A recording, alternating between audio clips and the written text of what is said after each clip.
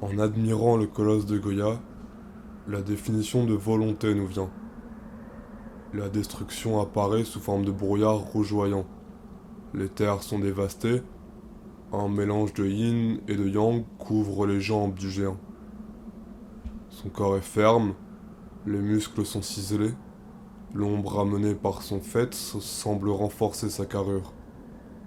En position de boxeur, et le regard tourné vers l'adversaire, la volonté s'élance vers son heure. Cette peinture sème en nous l'idée de puissance. Le plus faible des êtres découvre cette idée, ou plutôt cette sensation.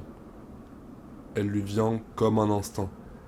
L'œuvre de Goya est de celle réveillant les entrailles. Si le temps modifie notre air, régule notre colère et apaise notre allure, il nous faut des œuvres telles que la nature recouvre nos traits. Lorsque l'image devient un récit, comme durant les premiers âges, notre cerveau reconnaît ce langage. Le langage de la Bible, celui du totem et de l'animal sont enfuis en nous. Nous pouvons oublier ces lettres de charbon rougies par notre émotion. Dans l'Esther de Racine, s'alignant sur la tradition, l'Israélite appelle son Seigneur le Dieu de la guerre.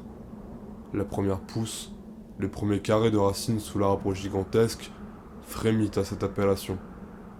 Sous les phares de civilisation, le primitif et son combat attendent l'écho. Le coup de pinceau de Goya est ici bâti pour la bourrasque.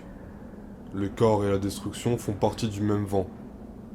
La force détruit le lieu et aspire son essence. Le combattant est le vainqueur et le vaincu. La prébène recouvrant la peau rappelle l'empreinte du pas. L'être avance dans un cycle tortueux, un cycle infini comme le fleuve d'Héraclite, un cycle représentant le feu ayant besoin d'être entretenu, un cycle détenant la clé de la volonté, c'est-à-dire la répétition. Nous arrivons devant un champ de ruines et dont l'auteur de la destruction est déjà tourné vers l'avant, pareil pour l'affrontement suivant, affrontement qui, au vu du dernier, semble devoir s'achever dans une marée encore plus forte. La volonté est un trou noir. Elle ne respire. Elle aspire par un geste incessant. L'arrêt signerait son ralentissement et donc son arrêt. Ce géant, de profil, nous montre la marche à suivre. La volonté est un mouvement décidé, contraint car nécessaire, un mouvement dont l'enjeu est vital. L'homme de volonté disperse l'autre.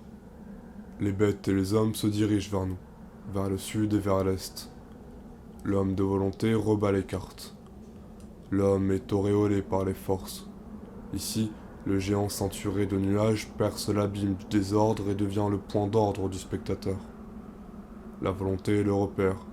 L'homme de volonté est l'homme providentiel en cela qu'il fixe toutes les orientations, tout en ménageant le séisme créé par ses pas.